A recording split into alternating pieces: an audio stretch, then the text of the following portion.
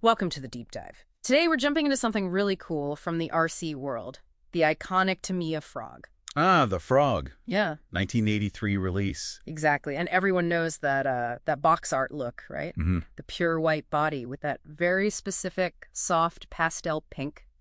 PS11 pink, they called it. That's the one.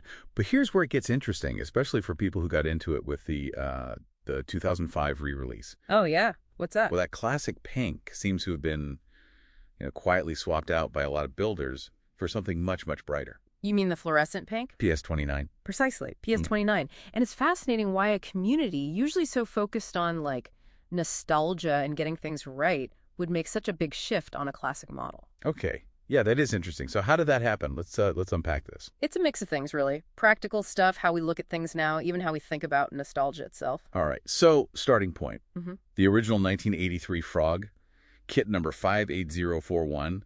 That one definitely set the standard with the PS11 pastel pink. That was the look. It was. Which, raises the question, why pink? On a buggy called the Frog, it's not exactly intuitive. No, not really. Is there a reason? Well, there's a pretty compelling theory that popped up on places like the Tamiya Club forum. It connects the Frog's look to, get this, an old Japanese delivery truck. A delivery truck? Seriously? Yeah, the Mazda K360. Yeah. A little three-wheeler. Apparently it got nicknamed the Frog Express because of its sort of bug-eyed headlights. Okay, I can kind of see that. And crucially, some of those K360s apparently had a factory paint job of white over a pale pastel pink. Very similar. Wow. So maybe Tamiya was doing a little nod to that, a hidden reference. Possibly. It's a neat theory anyway. It suggests maybe this idea of reinterpretation was there from the start in a way. Okay, so flash forward. 2005, Tamiya brings the Frog back. Kit 58354. Big deal for fans. Huge deal.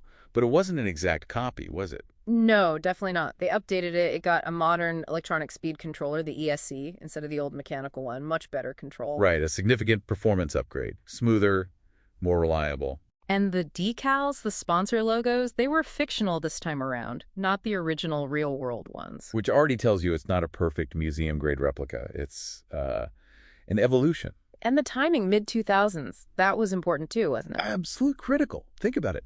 Online forums were exploding. YouTube literally launched in 2005. Right. Suddenly, hobbyists weren't just sharing builds locally, they were posting pictures, videos instantly to the whole world. Exactly. Your computer screen or your phone screen later on became the new display case, the new way to show off your work. So, okay. Tamiya re-releases the Frog. It's modernized. The internet is changing how people share hobbies. But Tamiya still said PS11 pink was the official box art color, right? He did. The instructions for the 58354 kit still pointed to PS11. Yeah, the community started using PS29 fluorescent pink a lot. So what really pushed that? It wasn't Tamiya telling them to. No, this was definitely bottom-up, community-driven, and I think it boils down to about three main things working together. Okay, lay 'em on us. First, the simple, practical reason.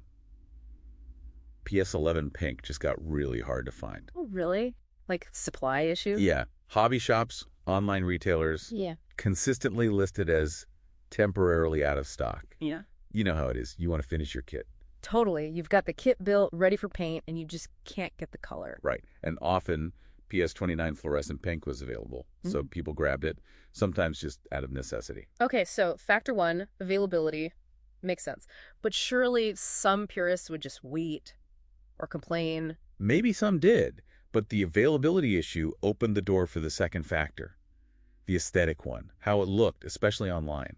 Connecting back to the digital shift. Exactly. That subtle PS11, while nice in person, could look a bit dull, washed out in photos or videos sometimes. Yeah, I can imagine. Digital cameras back then weren't what they are now either. True.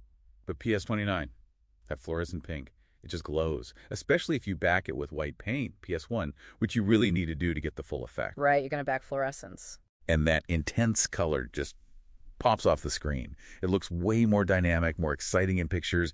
It gets more likes, more comments. So it's visually louder online. It screams, "Look at me," in a way the subtle pink didn't. Pretty much. And that inspires other builders. They see these cool, vibrant frogs online and think, yeah, I want mine to look like that. It fed itself. Okay, so practicality meets digital aesthetics. What's the third driver? This one's a bit more cultural, maybe. It's about nostalgia. How so? Well, the fact that the re-release wasn't a perfect 1.1 copy, it had ESC, the different decals, it sort of gave people permission, cultural speaking, to deviate a bit more themselves. Ah, like if Tamiya updated it, maybe I can put my own spin on it too. Kind of, yeah. And using PS29 became this form of, let's call it hyper-nostalgia. Hyper-nostalgia. What do you mean? It's like you're not recreating the frog exactly as it was. You're recreating the frog as you remember it or as you idealize it in your memory. Yeah. Faster, brighter, more exciting. So the fluorescent pink captures the feeling of the frog memory, maybe even better than the technically accurate but more subtle original pink. That's a great way to put it. It's the idealized version. The community, in effect, redefined what box art accurate meant for this re-release based on feeling and digital appeal as much as historical fact. Wow. Okay, so summing up this deep dive, we had supply chain problems making the original pink hard to get. Uh-huh.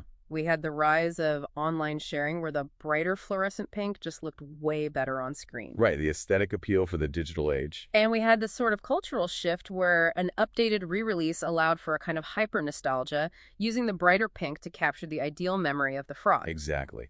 A convergence of practical, visual, and cultural factors all push towards PS29. That is genuinely fascinating how something as simple as a paint color can tell such a complex story about a hobby and its community. It really is. And it makes you think, doesn't it? It leaves a question for you, the listener. What other classics, maybe things you cherish, have been subtly changed or reinterpreted by their own communities over time, maybe in ways you hadn't even noticed? That's a great question. Something definitely worth mulling over.